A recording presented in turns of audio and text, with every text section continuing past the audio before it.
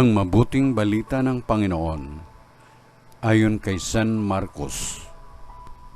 Papuri sa iyo, Panginoon.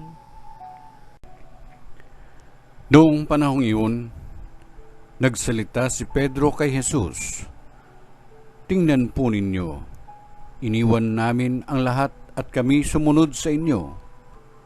Sinabi ni Jesus, "Tandaan ninyo ito, ang sino mang mag-iwan ng bahay o mga kapatid, ina, ama, mga anak, mga lupa, dahil sa akin at sa mabuting balita, ay tatanggap na makasandaang ibayo sa buhay na ito, mga bahay, mga kapatid, mga ina, mga anak, at mga lupa, ngunit may kalakip na pag-uusig.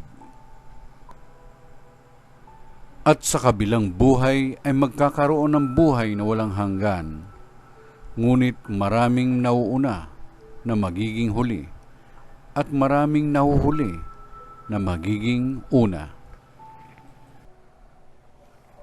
Ang mabuting balita ng Panginoon. Pinupuri ka namin, Panginoong Hesukristo.